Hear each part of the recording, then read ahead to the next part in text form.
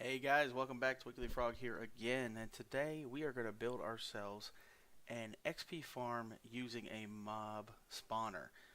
Now, that's what that is right beside me, and I got lucky and I was able to actually find a skeleton one. This is one of the most sought after ones early game because of the arrows, the bones, the possible bows, and the XP, all stuff which is very useful at the beginning of the game.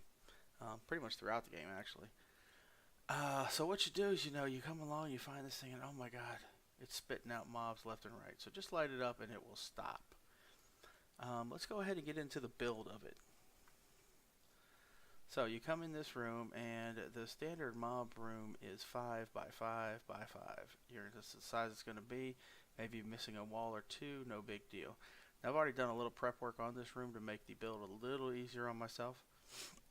The first thing I do is dig out the floor. I dig down 3, which I've already dug down below it, and I just added this floor back in.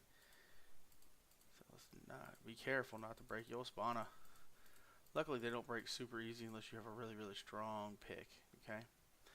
So now you've dug down 3. So what you're going to want to do is come directly across from the spawner. Dig, dig. Then I always just dig down 1 right here because you're going to have to drop them down anyways. There we go. Now what's going to happen is you're going to drop water here and here. It's going to filter your mobs down here like so. And what I'm going to do is prep out the rest of this tunnel and be right back. Alright guys, welcome back. I've knocked out the light in here so we can turn it off, but as you can see, I've dug out the tunnel. I know it's hard to see because it's so dark. I like to take my tunnel and wrap it around so the light from my kill room here will not affect my mob spawner. Now normally this block will be here. The mobs will drop down in here, and then you can do whatever you want. I like to set up a softener that basically uses lava to take the mobs down to about 1 heart if they're zombies. Zombies have more hit points than anything else in the game, and you have to hit them twice. So it takes them down to like 2 hearts. So let's dig out a little area here. And there. I think that's it right there. That should be good enough, I think. Yeah. Okay, let's go ahead and do some prep work. You're going to need a sticky piston. Any type of block you want on top of that sticky piston, of course.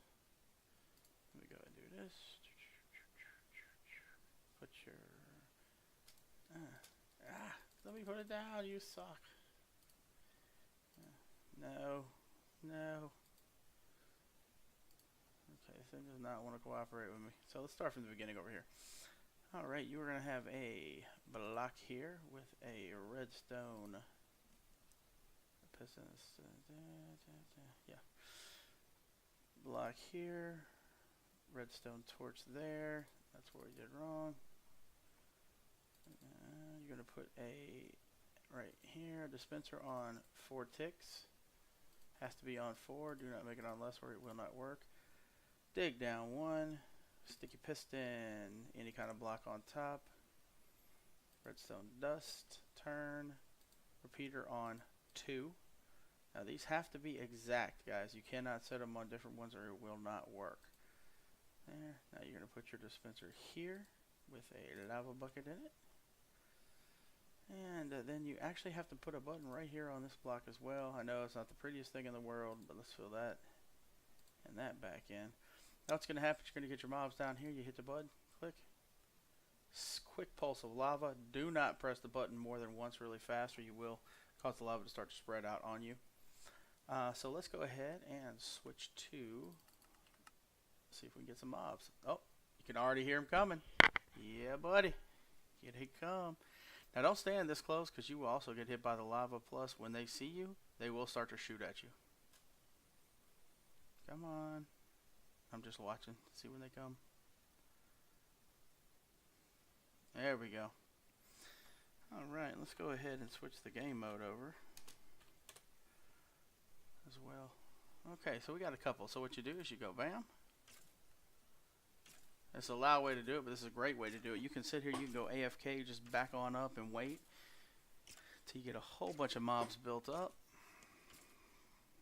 And once they're done burning, the ones that burnt will be down to 1 hit. Now the mob, it's going to continuously There we go. We got to the 2 that burnt. Assy. There'll be 1, sometimes 2 hits. You know, let's go AFK a minute and you'll see.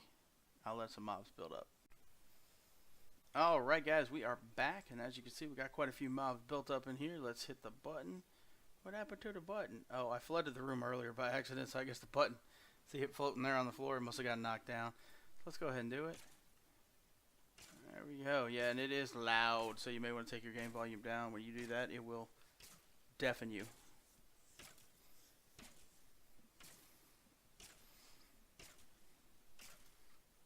Well, every once in a while you'll get one that dies. You know, they may have taken damage somehow inadvertently, and maybe one you punched from the last one. For the most part, I mean, look, they're pretty quick kills. Just a few taps, you know, and there you go. Now, I turned the mob spawner off, and of course, I haven't torched out any of the caves or anything. I'm telling you, within about 5 to 10 minutes of going AFK, you will, if you torch everything out right, and it's daytime up above, you will have tons of mobs in here. Now what I like to do in some of my survival worlds is I'll set this up, I'll put a clock in a bed. So what I'll do is I'll see it starting to get nighttime. So I'll go over here and I'll sleep real quick to keep the mobs from the surface from spawning out and taking up my spawn cap. But that's it right there, guys. As always, please leave a like, subscribe, comment, tell your friends, and God bless.